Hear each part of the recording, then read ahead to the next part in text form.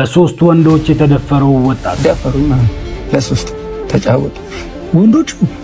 ሰው ለኃጢአት ያለው ትጋት፣ ሰው ግን ለኃጢአት ያለው ሲሪየስነስ አይኑ ተይዞ አያቆም። የሩቅ አገር ለጌታ ሲዘመር ጌታ ሲመለክ የሚያሳስብ ቪዲዮ ነው። ቃላት ያልገለጹት ታላቅነት ወጣ ብሎ ማውራት አያምራችሁም? እግዚአብሔርን አንዳንድ ጊዜ ዲስክራይብ ማረጋግጣችሁ ከባዱ ትምህርት አንተ በዚህ ብትኖር ወንድሜ አይሞትም ነበር ስትለው ወንድምሽ ይነሳል አቃሉ በትንሣኤ ቀን እንደቤት ትንሣኤና ሕይወት ነው።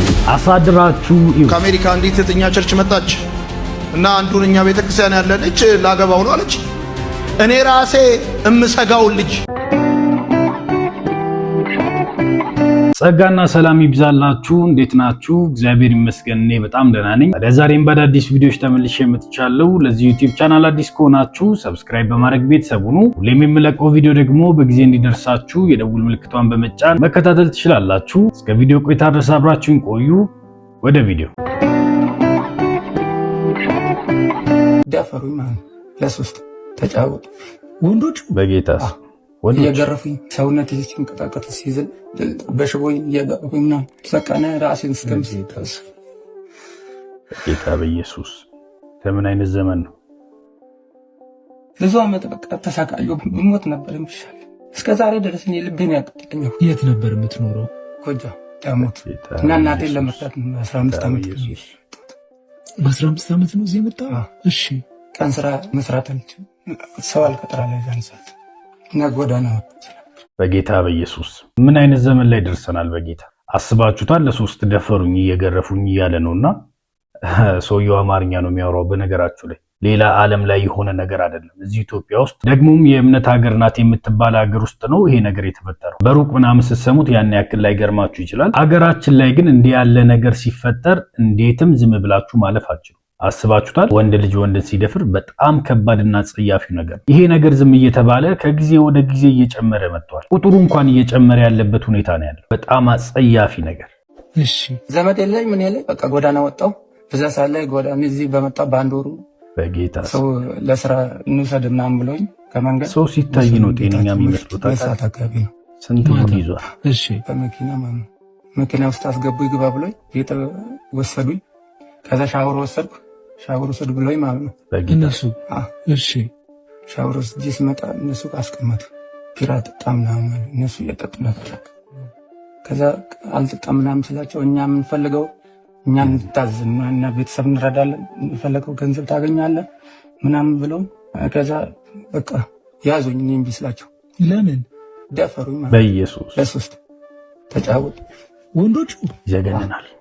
ለማውራት ይነባት ስንት ናቸው? ሶስት ለሶስት ደፈሩ። አንዱ እንግሊዘኛ ነበር የሚያወራው። ደፍረውኝ በቃ እኔ አልቻልኳቸውም። ታግዬ ምናምን በኢየሱስ እንደዚህ አስሮ እንደዚህ አስጎም በሰው ምናምን እየገረፉኝ እንደዚህ ሰውነት ሲንቀጣቀጥ ሲዝል በሽቦኝ እየገረፉኝ ምናምን ተሰቃነ ራሴን እስከምስል በጌታ በኢየሱስ በጌታ በኢየሱስ በጣም ዘግናኝ ነገር። ብዙ ዓመት በቃ ተሳቃዩ። በዛ ምክንያት ሜዳ ላይ ነው የጣሉኝ። እዛ ገንዳ ስር ነው ያገኘሁት ራሴ። በቃ መራመድ ስለሚያቀጥለኝ በጣም ነበር። አረ ብሞት ነበር የሚሻል። በቃ ተሰቃየሁ። ለ6 ወር አልንቀሳቀስም ነበር። ራሴ ላይ ነበር የምሰዳደው። በጌታ ጎዳና ከፋይ እንትን ላይ ሳር ውስጥ ተኝቼ እስከ ዛሬ ድረስ እኔ ልቤን በጌታ በኢየሱስ እንዴት ያለ ጉድ እየተፈጠረ እንደሆነ ስሙ በእናታችሁ። አጸያፊ ነገር ነው በጣም በጣም ለመስማት እንኳን የሚዘገንን ነገር ነው። ታውቃላችሁ ይሄ ሰው ሆነ ብቻ በመፈጠር የምትቃወመው ነገር ነው አይደለም። ሃይማኖተኛ ሆነ ምናምን አይደለም። በጣም አጸያፊ ነው። የሚቀጥለው ትውልድ ምን እየጠበቀው እንደሆነ ሳስብ አንዳንድ ጊዜ ያስደነግጠኛል። ታውቃለህ ኢቭን አሁን እኛ እየሰማን ነው አይደለ? ያን ያክል በስቶ በየመንገዱ ላይ እያየን አይደለም አይደል? የሚቀጥለው ጄኔሬሽን ግን እንዴት ያለ ከባድ ፈተና እንደሚገጥመው ሳስብ ነፍሴ ትጨነቃለች። በጌታ በኢየሱስ ለማን እንደማወራም ግራ ገብቶኝ እናቴም የት እንዳለው አጣቅም። ወይኔ ሊስትሮ ነው የምትሰራው? አዎ ሊስትሮ ነው የምትሰራው። ይነባት በጣም ነው የሚያሳዝነው። ታውቃለህ በጣም ነው የሚያሳዝነው። የስንት ሰው ህይወት ተበላሽቷል። በጣም ጥቂቶች ናቸው ወደ ሚዲያ የመጡት። ስንት ደግሞ የሰው ሐሳብ ፈርቶ የሰው አመለካከት ፈርቶ ቁጭ ያሉ አሉ፣ ያለ ፍቃዳቸው የተደፈሩ። በዚህ ነገር ውስጥ ያለ ፍቃዳቸው የገቡ ሰዎች አሉ። አስባችሁታል? ምናልባት አሁን አንድ ይሄንን ሰው ነው ያየነው ምናምን፣ ግን ደግሞ የአገር ሰው ይኖራል። በጌታ ስም ጎዳና የተኛው እንትን ውስጥ ነበር። በሽታ ሲይዘው ነበር እነሱ ማለት በዛ በደፈሩ ጊዜ ደግሞ ኤችአይቪ ኤድስ ደግሞ ያሳዙ። በጌታ በኢየሱስ በጌታ በኢየሱስ ምን አይነት ነው ግን እና እንደዚህም አይነት ሰዎች አሉ። ግን በጌታ በኢየሱስ ያለ ቢራ የደፍ የከፈሩ ብር ሰው መስዋዕቱም ነው። በጌታ በኢየሱስ እዚህ ነጭ ተሰቃይቻለሁ። መከራ ያሳደገች እናቴ እስካሁን አልረዳኋት። እሱ ነው አሁን እናትህም አያውቁም የት እንዳለ አያውቁም። ምን ታውቃለች? አረብት ናቸው። ለምንድን ነው ያልሄድከው ወደ ቤተሰብ? ምን ይሄዳሉ? ምንም ሳንቲም አላገኘህም። ለምንድን ነው አሁን ለመናገር የወሰንከው? ይሄንን ሚዲያ ላይ እንደሚወጣ ታውቃለህ። ለምንድን ነው የወሰንከው? በቃ አሁን ሰው ልጆችን አይጠብቅም። በቃ 15 ዓመት 12 ዓመት ሳይሞላ ይለቁታል። እዛ ብቻቸውን የሚሄዱ ልጆችን ይደፍራል ይይዙ። ብዙ ሰው ነው የሚሞቱት። እኔ እንዲያውም በህይወት አለ ደፍረው ጥለውን አስፋልት ዳር ነው የሚጥሉት። የኔ አባት አይዞህ እሺ። እንግዲህ ማምሻም እድሜ አይደለ፣ ተስፋ እንዳትቆርጥብኝ። አሁን እኔ ትራንስፖርቱንም ብሰጥህ ወደ እናትህን ሄደህ ትጠይቃለህ። ትልቁ ዓለሜን አሁን እናቴ ጋር አንድ ቀን ሄደ ነው ሳትሞት ያውበት በዚች ቤተሰብ ቢያንስ ሄደህ ይሄ አንዴ በቀኛል ሲጀምር ይሄበት እባካችሁ ልጆቻችሁን ጠብቁ እሺ። ብቻቸውን አትልቀቋቸው። በቃ እንዲህ ያለ መከራ በሰው ልጆች እየደረሰ ነው። ጥንቃቄ አድርጉ። የኔ አባት ተውናት። በጣም ነው የሚያሳዝነው። የሰው ልጅ በዚህ አጭር ጊዜ እየደረሰበት ያሉ ፈተና ቀላል የሚባል አይደለም። መከራ እየበላ ለዚህ አጭር ጊዜ ለምትታዩበት ጊዜ አይደለም ለጸብ አይደለም ሌላው ላይ የሆነ ነገር ለማድረግ ይቅርና ለፍቅር እንኳን ለማይበቃ ጊዜ የሰው ልጅ በዚህ ልክ ይጨካከናል። ሌላውን ጎርተ ምንድነው ትርፉ? ምንም በላ ጠጣ፣ እሺ ትርፍ ምንድነው? ገንዘብ ያስክ፣ ቤት ገዛ፣ መኪና ገዛ፣ ትርፍ ምንድነው? ትርፍ የለም። ከ70 ዓመታት ታልፍ እሱ ራሱ ከደረስክ ነው ዘንድሮ አደርስ። ከራስ አልፈ በሌሎች ላይ ተንኮል የምታደርገው ለየትኛው እድሜ ነው? ምንም ያክል ሀብታም ብትሆን ሌላው ከሚበላው አልፋ አበላ። ሌላው የሚበላውን አንድ እንጀራ ነው የሚበላው። በነገር ላይ እንዴት ሰው በዚህ ልክ ሌላው ላይ ክፉ ያደርጋል? በጣም ነው የሚያሳዝነው። ባካችሁን ልጆቻችሁን ብቻቸውን አትልቀቋቸው። ያዟቸው፣ ጠብቋቸው፣ ምከሯቸው። በመከራ ያሳደግከው ልጅን የሆነ ነገር ሆኖብህ መከራ ማየት ደግሞ የለብህም። ከእንደገና አደገልኝ ብለህ እፎይ ሳትል ሌላ አይነት ፈተና ውስጥ ደግሞ ገብቶ አንተም እሱም መጉዳት የለባችሁ። ለዛ ልጆቻችሁን ጠብቁ። እሺ እንቀጥል። ጌታ ይባርኮ። የሚሰጠው ይሄ ሲያንስ ነው መልእክተኛው መሰለኛ ደምባ ነበር ሳለክስ ነው የሚል ብሎ የሚያዳምጠኝ እስካሁን አላገኘሁም። ስልክ ቁጥር አለኝ 024 55 36 51። እሺ አካውንትስ 1018 65 መርዳት የምትችሉ ሰዎች እርዷቸው። 88 33 ስምህ ማን ነው? አልጋና። በቃ ሰዎች ደግሞ ይህንን ያዩ ሰዎች እንግዲህ አይተው በእርግጠኝነት ያግዘዋል ብዬ ተስፋ አደርጋለሁ። በቃ አሁን በቃኛል፣ ሰው እንዲረዳኝ አሁን አልፈልግም። በቃ የኔ አባት በቂም አይደለም ለእናቴ በቂ ነው። እኔማ ሰርቼ እበላለሁ እየበላሁ ሰማኝ። አንተ ከእግዚአብሔር ቀጥሎ ጌታ ይርዳ። ከዚህ ቪዲዮ ብዙ ትማራላችሁ ብዬ አስባለሁ። ከዚህ በኋላ ምን ማድረግ እንደሚገባችሁ ሰውየውም ደግሞ ያስተላለፈውን ሰምታችኋል። የአሁኑ ዘመን ቤተሰብ ልጆቻቸውን ብቻቸውን ነው የሚለቁት፣ አይጠብቋቸውም ብሏልና ከዚህ ነገር ተምራችሁ ልጆቻችሁን አሁንም ደግሞ ይላሉ በደንብ ጠብቋቸው። እኛ ሀገር አንድ ቆንጆ አባባል አለች አይደለ? ታሞ ከመሟቀቅ አስቀድሞ መጠንቀቅ የሚል እና ሞኝ ራሱ ብልህ ደግሞ ከሰው እንደሚባለው እናንተም ጥንቃቄ አድርጉና ልጆቻችሁን ታደጓቸው። እግዚአብሔር ወደ ሰዶም ሲገባ ሎጥ በከተማይቱ በር ላይ ቁጭ ብሏል ይላል። ውስጥ ደጅ ቁጭ ብሏል። ሎጥ ምን ታረጋለህ? የት ልቀመጣለህ? ያው ነው ኃጢአት ነው አያችሁ አይደል? በርኩሰት በአመጽ የተሞላች ናት። የት እቀመጣለሁ አለ። የከተማ ደጅ ላይ ቁጭ ብሏል። ታውቃለህ? ይሄንም ያክል የተከበረ ሰው እግዚአብሔር የባረከው ሰው በብዙ ከብት በብዙ ሀብት የተሞላ ሰውዬ ከኃጢአታቸው ጋር እንዴት ተባበራሉ አሉ። ከተማው ብዙ መሬት አለው፣ በጣም ስፔስ አለው፣ ለኔ ግን የለውም። ሲስተሙ ለኔ አይሆንም። በጣም ኃጢአት አመት ፐርሶኒፋይ ሆኖ ኃጢአት ስጋ ለብሶ የሚራመድበት ከተማ ነው። ለብዙ ሰው ቦታ አለው፣ ለክርስቲያን የለውም። እኔ አንተን የአብርሃም አምላክ ብዬ ተከተልኩን አንተ ነው እማመልክ እኮ አንተን ነው። በእነሱ ስርዓት፣ በእነሱ አመፅ፣ በእነሱ ኃጢአት፣ በእነሱ መንገድ እኔ ልሄድ አልችልም። አንተን አውቄሃለሁ አብርሃም ጋር አንተን ነው ማመልክህ። እንደምትፈልገው ሆኜ ነው የምኖረው ላንተ። ስለዚህ ከተማው ለኔ አይሆንም። መርጬ ነው የመጣሁት። እየተሰቃየሁ ነው። ደጅ ቁጭ ብሏል። እግዚአብሔር እንደዚህ ያለው ሎጥን እንሂድና ግባ አለው። የት አለው? ወደ አንተ ከተማ እንግባ አለው። አብርሃም ወረዱ። በጣም ይገርማቸዋል። በሰው አይነት ነው አይደል የመጣው። ከሎጥም ጋር እያወራ የከተማው ሰዎችም አዩት ይላል። ገቡ እና ሎጥ ቤት ገብቶ ቁጭ ሲሉ የከተማው ሰው መጽሐፍ እንደዚህ ነው፣ ወጣቶችም ሽማግሌዎቹን ጭምር ያለ መጡ ይላል። የሎጥን ቤት በር ሊገነጡ ሊደበድቡ ጀመሩ። ሎጥ ወጣ ይልና በሩን ከኋላው ዘጋው ይላል። እንደገሙ ዘጋው። ምንድነው ሲላቸው በቤት ያሉትን ሰዎች አውጣ፣ ከነርሱ ጋር ደግሞ አመጽን ማድረግ እንፈልጋለን ሲሉት እባካችሁ ብሎ ለመናቸውና ቀጥሎ እንደዚህ አለ፣ ወንድማያውቁ ሴቶች ልጆች አሉኝ፣ እነሱ ልስጣችሁና የወደዳችሁትን አድርጉ፣ እነዚህ እንግዶቼ ናቸው፣ እንደው እባካችሁ እንደዚህ አሉት። ይሄ አሉ እርስ በርስ መጻተኛ ሆኖ መጥቶ በእኛ ላይ ሊፈርድ ነው እንዴ አሉና ገፈታትረውት በሩ ሊገነጥሩ ሲሉ ይላል በውስጥ የነበሩት ሁለቱ መላእክት ይላል ሎጥን ጎትተው ወደ ውስጥ አስገቡትና በሩን ዘጉት ይላል። ከዛስ በሩን ፈልገው እንዳያገኙ አሳወሯቸው ይላል።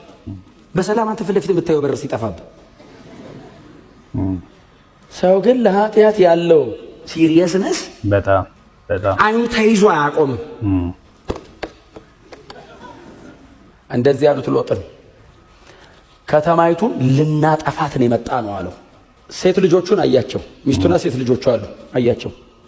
ሌላ ዘመድ አለ እንዲህ አለው። የልጆቼ ያላገቧቸው እጮኞች አሏቸው ሲል በል ሰብስባቸው አለው። ቶሎ ሰብስበህ ይዘውጣ፣ ኦሬዲ ታወረውልሃል፣ ይዘውጣ፣ አንተ እንደወጣ ከተማው ይጠፋል አለው። መጽሐፍ እንደዚህ ይላል። ልጆቹንና የልጆቹን እጮኞች ይዞ እሱና ሚስቱ ሆነው ጉዞ ጀመሩ። ከዛ ሎጥ ትንሽ አይ ቲንክ እድሜው ትንሽ ሄድ ብሏል። እንደዚህ ያለው ወደ ተራራ ውጣና ሽሽ ነው ያለው። ተራራ መውጣት አልችልም፣ እኔ ተራራ እየወጣሁ እያለ ትደርስብኛለህ፣ እያጠፋሁ እያለ እሳቱ እኔንም ያገኘኛል፣ ወደ ዞዓር ልሂድ አለ። ሌላ ከተማ ሲለው መጽሐፍ እንደዚህ ይላል፣ አንተ ከዚህ ከተማ ሳትወጣ ምንም ማድረግ አልችልም አለ። በጣም ይገርመኛል። አንተ እዚህ እያለ አዎ ምንም ላደርግ አልችልም፣ ውጣ፣ ችግር የለውም፣ እጠብቅሃለሁ፣ ሂድ።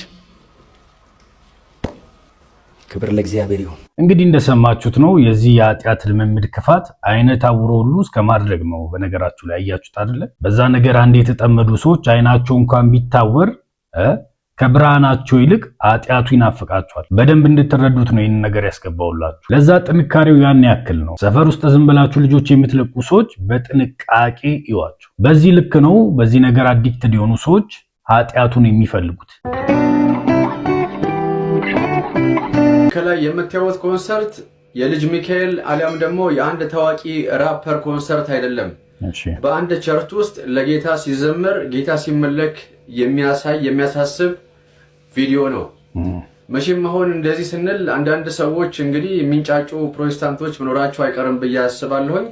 ሆነም ቀረም ግን ዓለም ከቤተክርስቲያን መኮረጅ ሲገባት እንግዲህ ጌታ ሲጠፋብህ ከዓለም እንደዚህ ትኮረጃለህና እኔ የሚገርመኝ ደግሞ እንደው የራፕ ባህል ያላቸው እንኳን ነጮቹ ምዕራባውያኖች እንኳን በራፕ እንደዚህ ሲዘምሩ ታይቶም ተሰምቶም አይታወቅምና ለመጀመሪያ ጊዜ ነው ይሄንን ያየነው። ይሄ ልምምድ ጥሩ ነው። ወደፊትም እንግዲህ ደግሞ ቢራና ባለጌ ወንበር ብትጨምሩበት አሪፍ ነው ብዬ አስባለሁ። ለማንኛውም እስቲ እዩትና ሐሳባችሁ ኮሜንት ላይ አስቀምጡልኝ። ወደ እነሱ ቪዲዮ እንመጣለን። ያንተ ግን ትንሽ ተጋነነ። ስለ ጌታ ስታወራ አንደበት ላይ ራሱ ያን ያክል አልተለመደም። አንደበት አልለመደውም ታውቃለህ። ስለ ጌታ ምናምን ስትል አንደበት ያስታውቃል። በጣም የሌላ ሀገር ሰዎች እንደሆናችሁ ታስታውቃለና ወደ እነሱ እንመጣለን። ግን አንተ ወዲያው እጅ የምትጠቁሙ ማን ላይ ነው? ፕሮቴስታንቱ ላይ ነው። ምክንያቱም አንድ ስተት አገኘና ፕሮቴስታንቶች የምትነካበት መንገድ ስላገኘ ወዲያው አነጣጥረ እንደዚህ የሚናገሩ ደግሞ የሚጮሁ ጴንጤዎች ይኖራሉ ምናምን ብለህ ትናገራለህ። ተልኮ የእግዚአብሔርን የሆነ ክብር ማስጠበቅ ሳይሆን ፕሮቴስታንትን ማሸማቀቅ ነው። ግን ደግሞ ያ ዘመን ስላለፈ አሁን የምንሸማቀቅበት አይነት ጊዜ ላይ አይደለንም እኛ። ታዲያም ደግሞ መንፈሳዊ ሰው ስለሆነን ጌታን ስም የሚጠራና የማይጠራ ሰው እንደገናም ደግሞ ልምዱ ያለውና የሌለውን ሰው በደንብ አድርገን እናውቃለን። በነገር ላይ የጌታን ክብር ብላ አትሸውደንም። አውራየ ለዛ አንተ መጀመሪያ ይህንን ጌታ ለነፍስ ራሱ እወቀውና ወደኛ ትመጣለህ። አያልዳንክበትም አላመንከውም፣ ለማሸማቀቂያ ብቻ ነው የምትጠቀመው። ከጌታ ጋር ማትገናኝ አይነት ሰው እንደሆንክ ታስታውቃለህ። ወደ ልጆቹ ግን እንመጣለን። አንተ ግን መጀመሪያ ይህንን ጌታ ራሱ በአግባቡ እወቀውና የሚሳሳቱትን ሰዎች ለማረም ሞክር። የልጆቹን ደግሞ እንስማና ሐሳብ እንሰጣለን። እሺ እንቀጥል።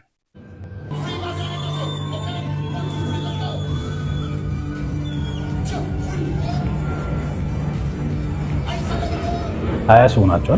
25 ከዛ ጴንጤ ይነቃል።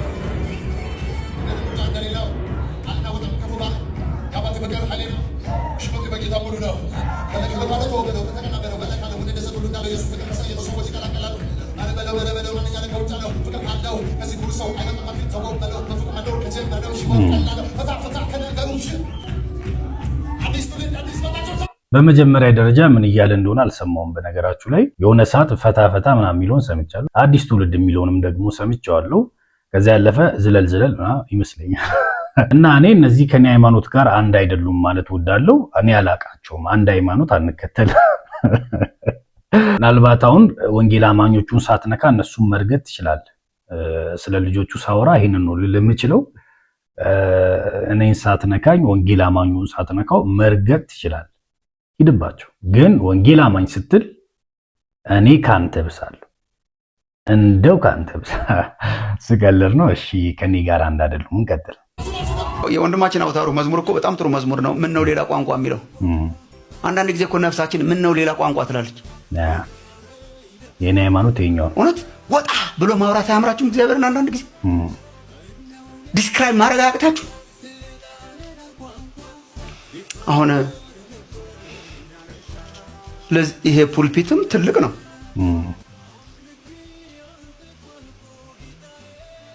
ይሄ ቤትም ትልቅ ነው። ሰማይም ትልቅ ነው። እግዚአብሔርም ትልቅ ነው። ግን እግዚአብሔር ትልቅ ነው የምንልበትና ይሄም ትልቅ ነው ፌር ነው። ይሄም ትልቅ ነው። የእግዚአብሔር እኮ ሌላ ነው። ምን አድርጌ ልንገረው? ምን ነው ሌላ ቋንቋ? እና አንዳንዴ በመንፈስ ማምለክ በጣም ጥሩ ነው። አይ ፊል ላይክ አይ ሃቭ ሳምሃው ዲስክራይብድ ከውስን ቋንቋዬ ያወጣኛል። ከውስን ቋንቋ ያወጣል። ከውስን የተቀነባበረ ጸሎት ያወጣል። ያላሰብነውን ያጸልየናል። ያላሰብነውን እግዚአብሔር ልብ ያለውን እንድንጸልይ ያደርገናል፣ እንድናመልክ ያደርገናል። አንደኛ ቆሮንቶስ 14:14-15 እኔ በጣም ወደዋለሁ። በአዲሱ መደበኛ ትርጉም ላንብብላችሁ። በልሳን በምጸልይበት ጊዜ መንፈሴ ይጸልያል ይላል ጳውሎስ። he prays in the spirit። በልሳን በምጸልይበት ጊዜ መንፈሴ ይጸልያል፣ አእምሮዬ ግን ያለ ፍሬ ነው። ምን ማለት ነው? በአእምሮዬ አይደለም። አንዳንድ ኤክስትሪሚስቶችን ትማር በአእምሮ መጸለይ መጥፎ ነው እያለ አይደለም ጳውሎስ አይደል? በአእምሮዬ መጸለያለሁ ይላል። እሺ ላንብብላችሁ። አእምሮዬ ግን ያለ ፍሬ ነው። ምን ማለት ነው? እያሰበ እያሰላሰለ እያቀደ ምናምን አይደለም። ታዲያ ምን ማድረግ አለብኝ? በመንፈስ እጸልያለሁ፣ በአእምሮም ደግሞ እጸልያለሁ። በአእምሮ እጸልያለሁ ማለት ነው ለወንድም እንትና የልጆች እንትን አስበ መጸለይ በጣም አሪፍ ነው። አስቤ እጸልያለሁ፣ ግን በልሳን ደግሞ እጸልያለሁ፣ በመንፈሴ እጸልያለሁ። በአእምሮ የተቀነባበረ ሳይሆን በመንፈስ ደግሞ ይማልዳል፣ በመንፈስ ደግሞ ይጸልያል። እና በጣም ደስ የሚለኝ በአእምሮ ደግሞ እጸልያለሁ ይላል። እንደን በመንፈስ እዘምራለሁ፣ በአእምሮ ደግሞ እዘምራለሁ ይላል። ፕሬዝ ያደርጋል።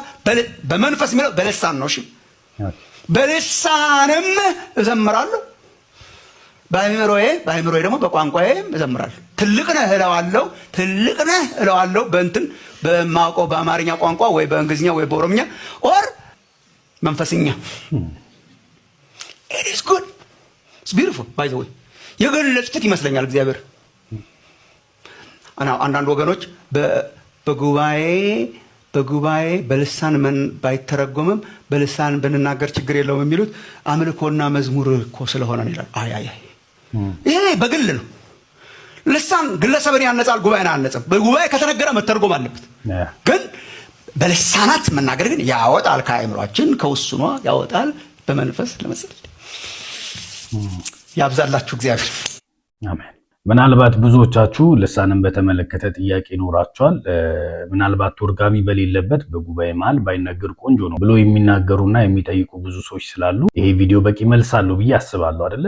ምናልባት በግል ሲሆን ችግር የለውም፣ በጉባኤ መካከል ግን ተርጓሚ ከሌለ ባይሆን ቆንጆ ነው የሚል ምክር ያለው ቪዲዮ ነው። ታዲያ እናንተም ደግሞ ብቻችሁን ስትሆኑ በአዲስ ቋንቋ በመንፈስ መጸለይ ትችላላችሁ። በጉባኤ መካከል ደግሞ ተርጓሚ ከሌለ ዝም ብትሉ ከቻላችሁ ከቻላችሁ መንፈሳዊ ነገር ስለሆነ የምትይዙትና የምትቆጥቡት ነገር እንዳልሆነ ይገባኛል ምናምን። ያንን ማድረግ የምትችሉና መቆጠብ የምትችሉ ከሆነ ቆጥቡ፣ ካልሆነ ግን ችግር የለውም። እኔ ያን ያክል ያወዛግባል ሌላውን ያሰናክላል ብዬ አላምንም።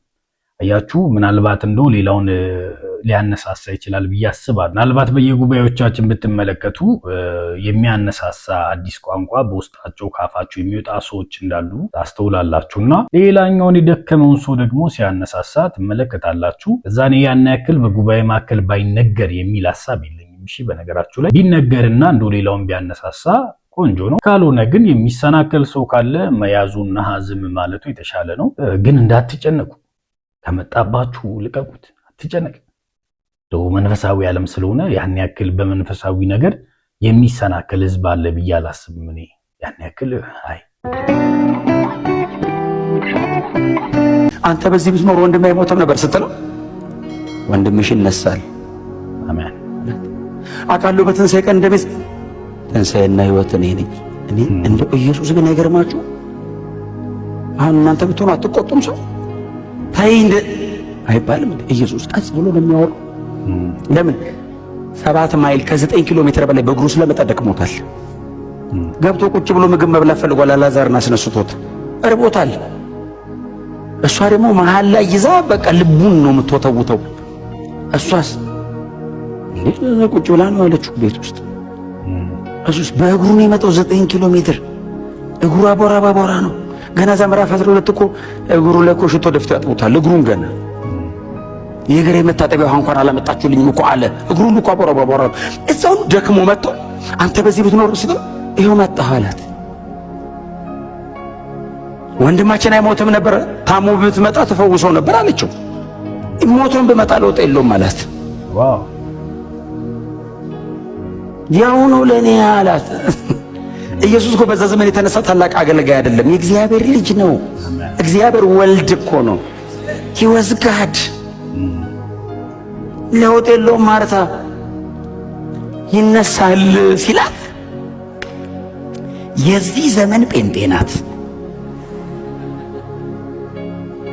በትንሣኤ ቀን አለችው። አንተ ትምህርቱን ወዲያው ፍሬም ወንድምሽ ይነሳል ሲላት መቼ አይባልም።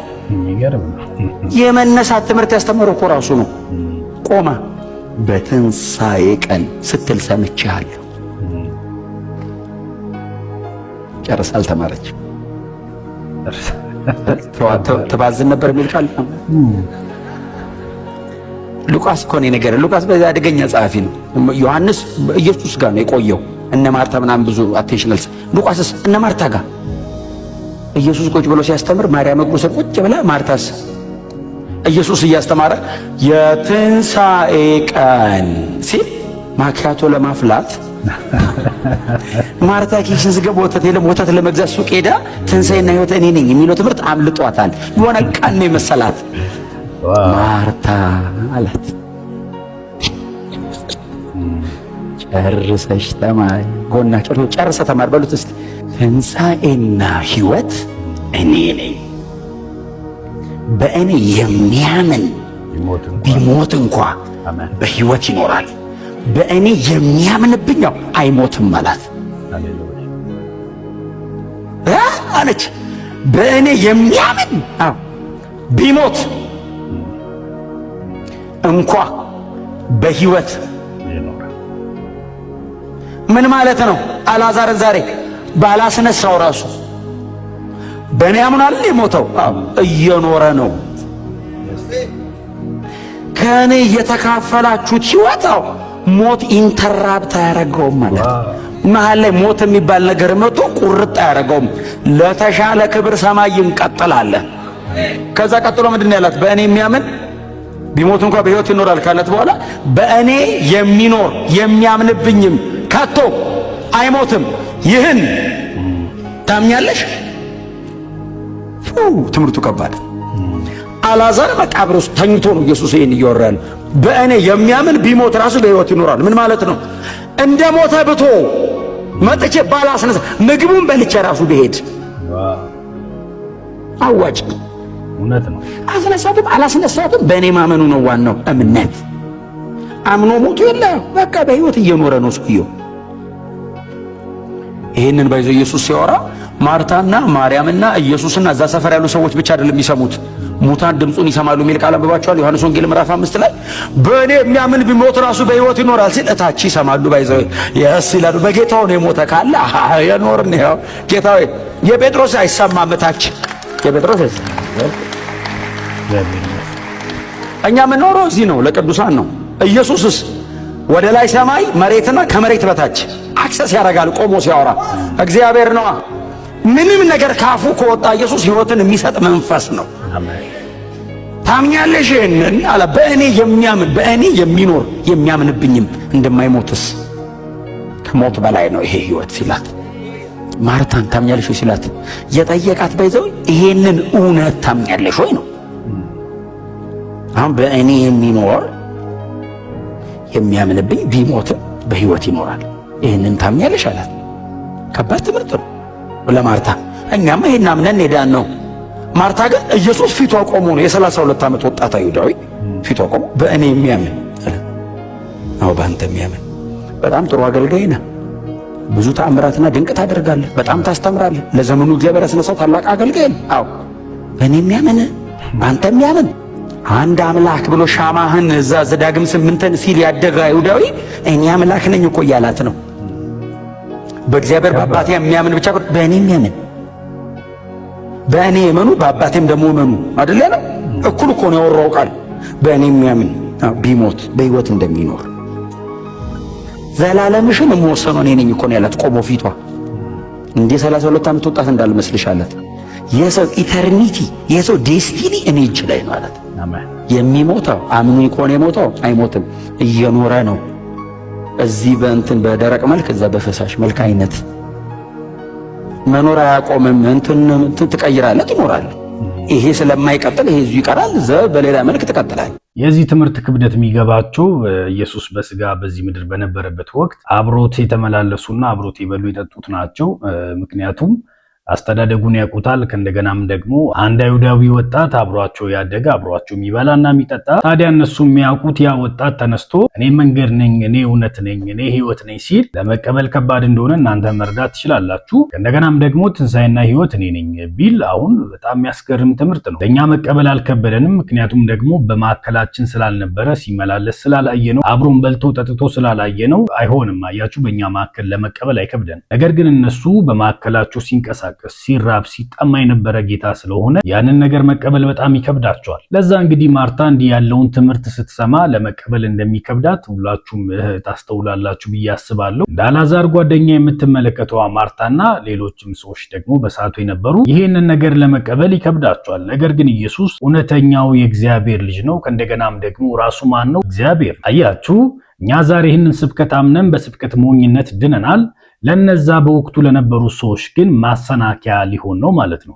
ምክንያቱም አንድ አይሁዳዊ ወጣት 30 ምናምን ዓመት የሞላው በታሪክ የታወቀ በጣም ዝነኛ የሆነ ልክ ደቀ መዝሙሩ እንደጠየቃቸው የሰው ልጅ ማን ይሉታል ብሎ እንደጠየቀ ህዝቡ ጋር የነበረውንም እውቀት ደግሞ እነ ጴጥሮስ እንደተናገሩ አንዳንዶች ከነቢያት አንዱ ነው ይሉዋል፣ አንዳንዱ ኤልያስ፣ አንዳንዱ እንደዚህ ይሉዋል ብሎ እንደተናገረ አንተስ ማን ትሉኛላችሁ ሲላቸው አንተ በእውነት ሕያው የእግዚአብሔር ልጅ ነህ እንዳሉት ይህንን መገለጥ ሰማይ ካላበራላችሁ በስተቀር በወቅቱ ራሱ ክርስቶስ ማሰናከያ መሆኑ አይቀርም። አያችሁ፣ ከባድ ትምህርት ነው። በቃ እንዲህ ያለው ወጣት ተነስቶ እኔ የእግዚአብሔር ልጅ ነኝ፣ እኔ ሕይወት ነኝ ሲል በጣም ከባድ ትምህርት ነው። እኛ ግን ዛሬ ይህንን ስብከት አምነን በስብከት ሞኝነት ወደ እግዚአብሔር መንግስት ምን ሆነን ማለት ነው ፈለስ ያለ አንዳች መሰናከል በእውነት እርሱ የእግዚአብሔር ልጅ ነው እያለን እርሱ ጌታችን ነው አዳኛችን ነው እያለን ወደ እግዚአብሔር መንግስት ገባን ማለት ነው። ክብር ለእግዚአብሔር ይሁን።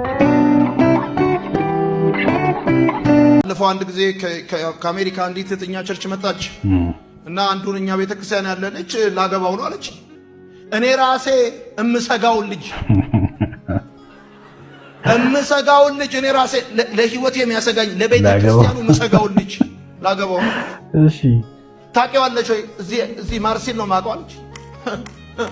አይ ነገር አሳደረሽ ብታየው ጥሩ ነው አልኳት። እኔ ራሴ ጌታ ሆይ አትገላግለኝም ወይ ብለው ልጅ እኮ ጌታ ሆይ ወይ የሆነ ዲቪ ድረሰው ወይ ሎተሪ ድረሰው ወይ ቤተሰቡ የሆነ ቦታ የእርሻ መሬት ይስጡትና ጌታ ሆይ ሁሉም ጸሎት ልክ ላገባው ነው አለች።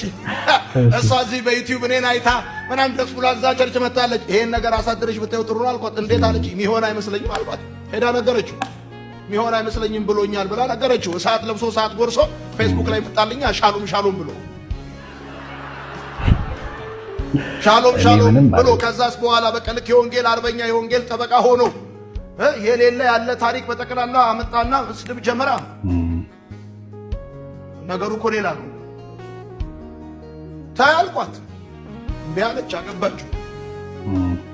ስንተኛው ቀን ግራ አጋባት። መጣች እኔ ጋር ምንም ልረዳሽ አልችልም አልኳት። አንዳንድ ሰዎች አሉ የፍቅራቸው ትሩፋት ተጠቃሚ አይደለንም፣ የጠባቸው ገፈት ለማሽ ያደርጉናል። ሲፋቀሩ አናቅም፣ ሲጣሉ ግን እሳቱን አምጥተው ላያችን ላይ ጥሉታል። አይ እዛው እኔ ኦፊሻሊ ፍቅራችሁን ካላካፈላችሁኝ ጠባችሁን የምቀቀልበት ምንም ምክንያት እውነት ነው። አሳድራችሁ ማየት ጥሩ ነው። እውነቴን ምንም ጉዳይ ይሁን ከእድሜያችሁ በፊት መሞት ካልፈለጋችሁ የደከማችሁት ነገር በዜሮ እንዳይጣፋ ከፈለጋችሁ ጉዳዩን አሳድራችሁ ይሁት። ምንም አይመጣም። ለምሳሌ የሆነ ግጭት ሲፈጠር አሳድራችሁት ይሄን ጉዳይ በቃ አሳድረን ይሄን ነገር እውነት ነው አሳድረን ነው ወይ መቃብር ላይ ነው ወይ? የኔ እናት እኮ ከአባቴ ጋር የተለያየችው የ5 ዓመት ልጅ ሆኜ ነው። እናቴ ከአባቴ ከተለያየች በኋላ በኩርቱ ፌስታል ልብሴን እየበላሁ በየዘመድ ቤቱ እኮ ነው እኔ ሲሄድ ያደግኩት። ልክ አባቴ የሞተ ቀን እናቴ ሞኝ እኮ ነው ትላለች።